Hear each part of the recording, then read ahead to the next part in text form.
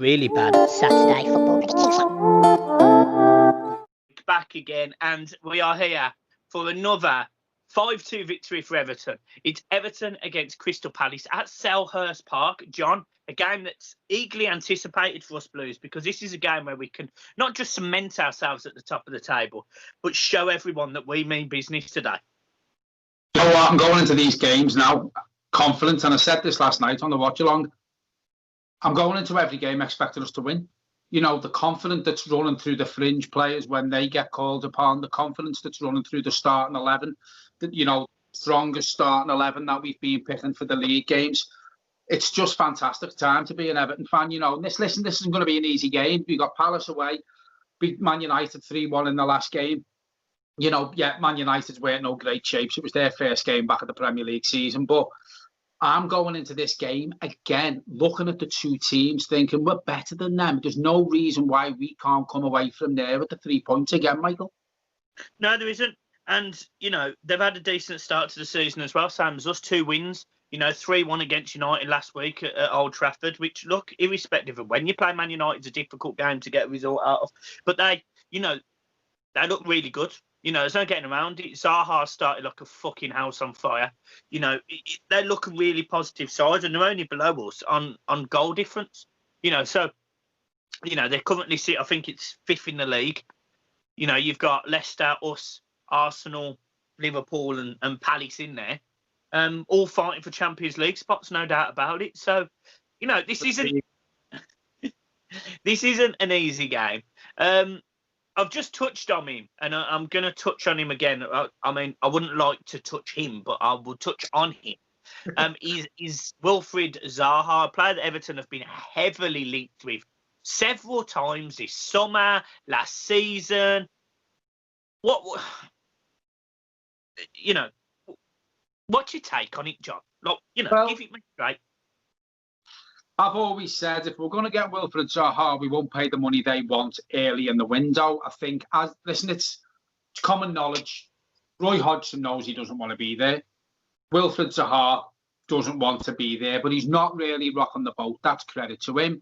I think as the window goes on, Crystal Palace may look at it and think, well, shall we cash in on him now? You know, and obviously they can strengthen their squad. I think he will probably ask for a move closer towards the end of the window. But things have changed with me and Wilfried Zaha now this Nkounkou has come through, because we were having a conversation this morning. Yeah.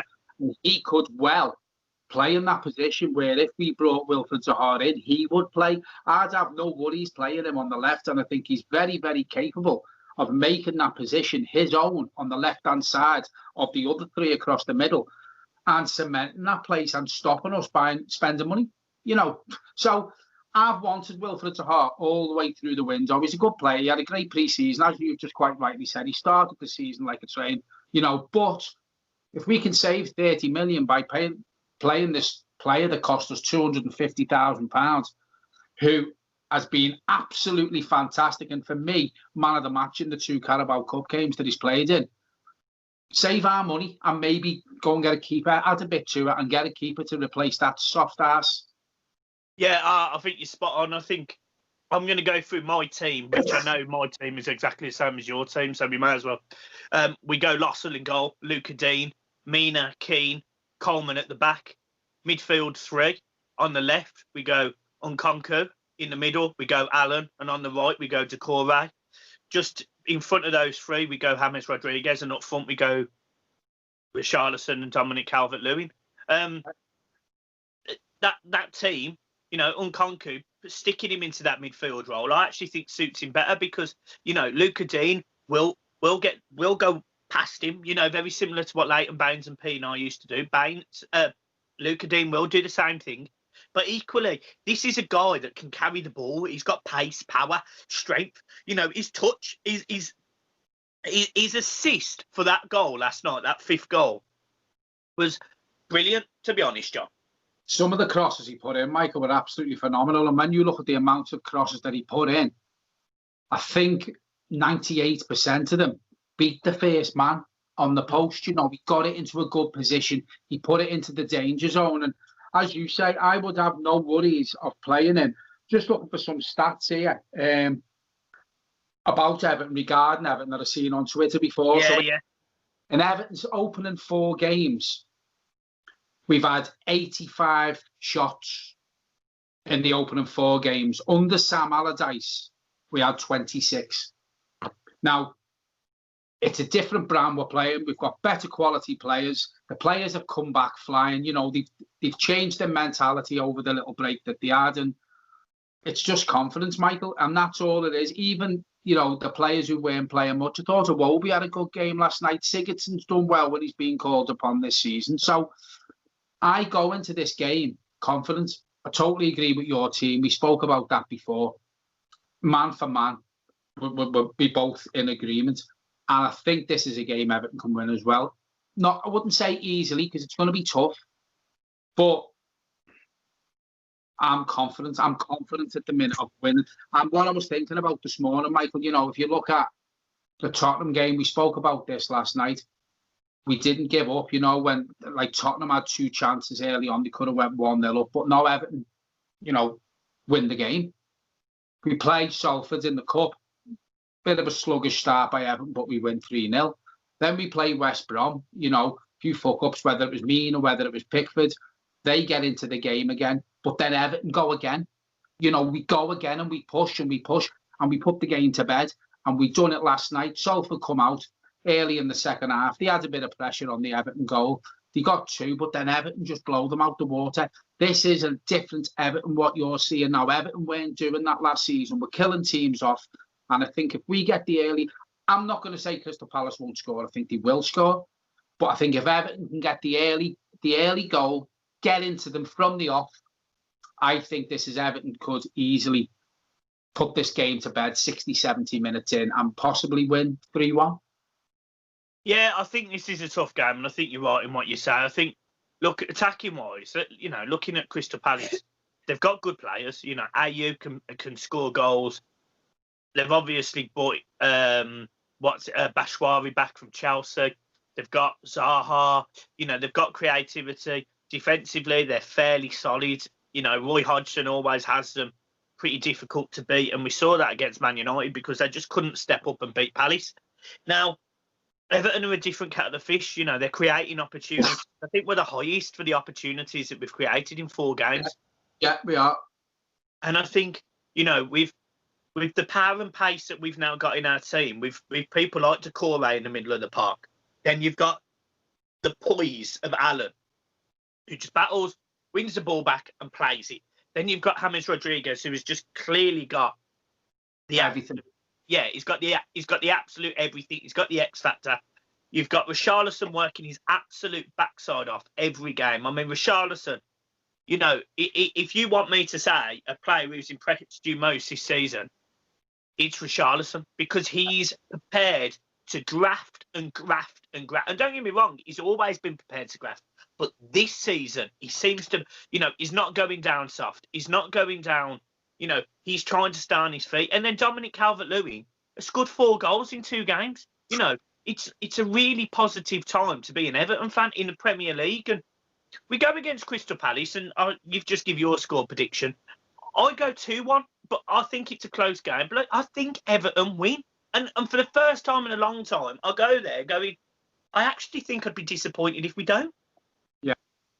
You know, you think last season, you know, if we would have played Palace this early, we would have been happy to come away with a draw. Yeah. If we go there now and draw, I'll be disappointed. You know, I want to keep this win and run going. We've got Crystal Palace on Saturday. We've got West Ham next week. I'm not sure if we've got one fixture before Liverpool or is it then Liverpool. But regardless, we can go into the Merseyside derby as well on this win and run that we're on. And I have no worries. We've just got Crystal Palace's team up here who played against Palace. You know, James McCarthy started. He's found a little bit of form since the season started again. Andros Townsend got a goal. He can hit. Yeah, and this is what we've got to be careful of. He likes to get in round the back, Andros Townsend, because he's got the speed and he's got the capabilities to put a good ball over as well. So he's one we've got to watch. And obviously, as you say there, Wilfred Zaha, Jordan Ayew, and they've just brought Bashwari back. So they've also got the young kid who they brought in from Crystal Palace. He looks a player that Eze or someone. So Eze, yeah. It's not going to be easy. It's not going to be easy. But I'm confident that Everton can go there. And if if we play like we have been, I expect us to get the 3 points. Yeah, Everton are unbeaten against Crystal Palace since September 2014. And that was when Palace beat us 3-2 at Goodison. Since then, Everton have won the majority of games. However, at Crystal Palace, we've struggled. There's been a lot of draws. We got a 1-0 win in 2017. So it's a game that, look, Everton, I've got history of not losing, which, again, look, I think we win. I'll be disappointed if we lose. But look, I mean, you know, you're talking about me sitting there going, oh, God, I'm going to be gutted if we haven't got 9 points from 3 games, you know, plus the 2 wins in the Carabao Cup, going up against a team like West Ham, who are absolutely all over the shop. Yeah, you know, I think it is. You know, West Ham have got a couple of players out as well with testing positive for COVID. Moyes doesn't look like he'll be on the touchline.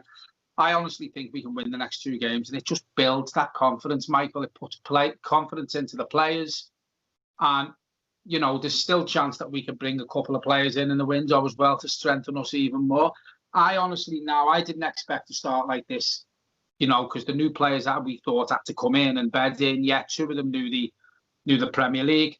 Well, sorry, 1 of them knew the Premier League in Decore, but the other 2 have just took to it like a duck to water, Michael. You know, it's good to see that, and it's good to see the comments from Ancelotti as well, saying I'm proud of the players. They come back with a new impetus of life.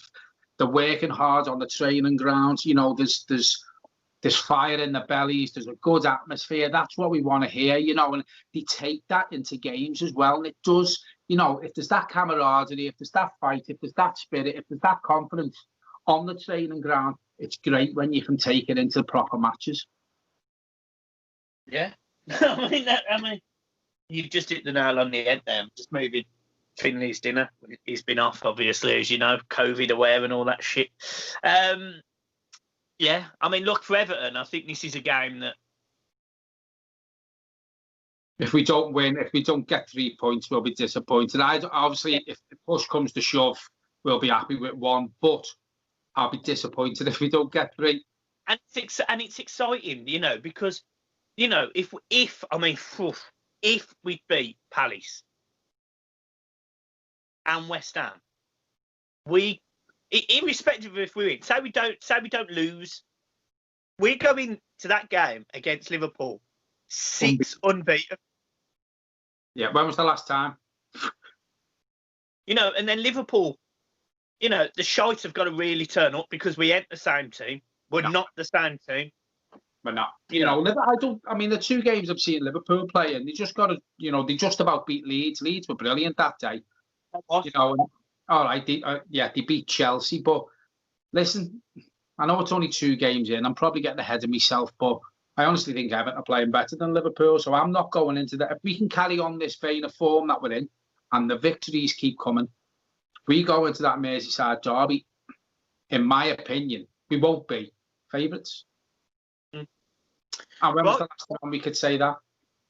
Well, I don't think it's possible, to be honest. I don't, you know, it hasn't been for a long time. Since Sky come in, Everton are never favourites for the game. Actually, I seem to remember the season they finished 8th and we finished 6th. We were favourites then. I think the semi-final in the FA Cup as well, we were favourites. But Everton are just a different team, and that's what's positive about going into these games against your teams like Palace, finish 15th in the league. You look at the creativity, the ability all over the pitch. Seamus Coleman started the season really well, in my opinion. Yerry Mina, he's not had a great start, but it is what it is. We haven't got any other options. You know, Keane, you know, Luca Dean started really well. Then you've got Nkounkou, and you sit there and you think, all of a sudden, Everton have got a team of players that are really fighting. And you mentioned it, you hit the nail on the head, and I want to just mention it again. Iwobi, Bernard, Sigurdsson. You know, last night, I'm seeing players that I had wrote off. I was finished. You know, look, go and find new clubs. You ain't in my plans. And they all put in good shifts. Now, don't get me wrong, it was against Fleetwood, but they did what they had to do to get the win. You know, if Everton needed to step up, they did. It goes 2-1, so they go and score the 3rd. You know, it goes 3-2, they go and score the 4th. They kill the game off last 5 minutes. Moyes Keane.